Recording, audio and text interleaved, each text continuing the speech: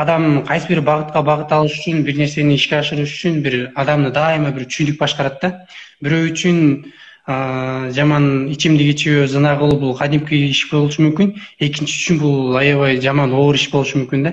Эми адам өзүнүн чүйнүгүнүн туура экендигин кантип билсе болот? Эми билесиңби? Күнөөнүн эки белгиси бар. Бири ички белгиси, бири сырткы белгиси.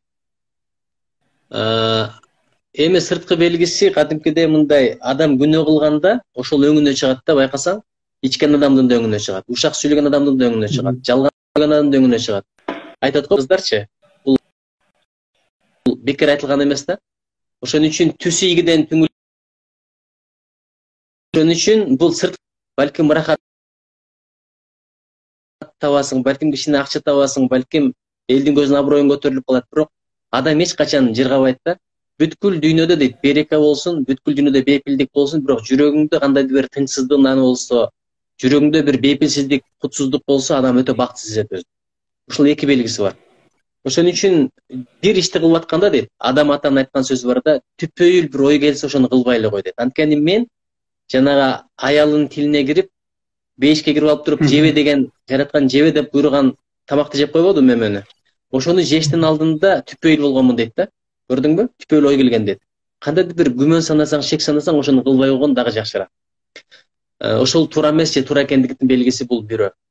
Экинчиси, ушундай учурда жакшы адамдар менен кеңештейт да, эгерде мен периштелер менен кеңешкенде дейт, ошону жебе деп айтат болчу деп айтып атат биздин адамыбыз. Ошон үчүн бул истишара деп коет, кеңешүү деген бар, кеңешкен адам өкүнбөйт деген сөз бар. Кыргызда сөз бар го, кеңешип кескен бармак оорубайт деп.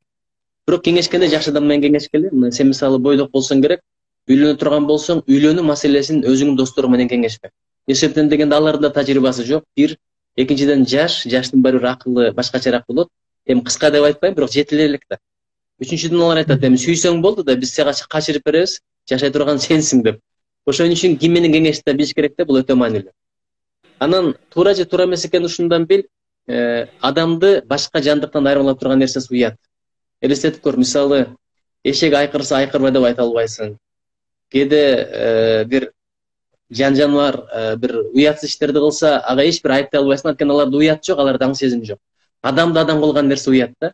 Элдин көзүнчө сөгүнсө, элдин көзүнчө арак ичкенден уялбаса, элдин көзүнчө башка иштерди кылгандан уялбаса, эми ал өзүн эле шор.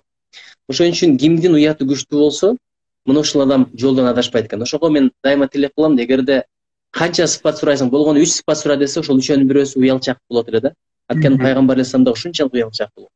Баягы жаш кыздардан да өткөн уялчак болгон экен. Азыр эми элдин көзүнчө сөгүнгөн кыздар пайда болду, чылым чеккен кыздар пайда болду, балдарды айтпай эле коеюн. Кетип атып орусча бир сөздөрдү сүйлөгөндө жанында тура албай каласың. Эми булардын бардыгы эмне? Иштеги уят маселеси, иштеги адеп маселеси да. Ошон үчүн эмне туура эмес, адамдын 3 позициясы бар. Бир ишти кылып атканда 3 позициядан ошону талдаса болот да. Биринчиси, сени кандай, башкалар кандай баалайт, бул бир позиция. Эми бирөө туура, бирөө жакшы дейт, бирөө жаман дейт. Экинчиси, өзүң жөнүндө өзүңдүн пикириң. Мисалы, бир ишти кылып атасың, башкаларга туура эмес көрүнөт, бирок өзүңө туура көрүнүшү мүмкүн да. Ошол да нерсе бар. Үчүнчүсү, эмне туура эмес, сен кандайсың, муну чынында жараткан билет. Муну рефлексия деп коет да. Ошон үчүн жараткандын көз алдында жакшы адам бололу деген ой керек. Анткени өзүбүзгө өзүбүз баа берсек адашып калабыз. Мисалы, атаң айтат арак ичпе деп. Ичсем эмне болот экен, болгону 50 грамм, 100 грамм деп сен талашасың, өзүң үчүн туура да. Ошон үчүн менин оюм дагыдай, менин акылым дагыдай эмес, жаратканга жагабы, жакпайбы?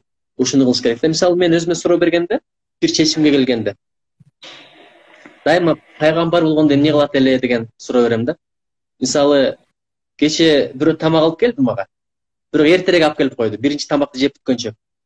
Анан экинчи тамак бир аз муздап калды. Ошол мезгилде айтып атат да, эгерде муздап калса ысытып келип берейин деп. Ошондо суроо бердим өзүмө, пайгамбар эмне кылат эле, ушуну убара кылат беле же жок беле? Деп анан жөн эле антпесе керек эле деп туруп, жөн гана рахмат айтып, муздак болсо да жеп койдум. Рахмат.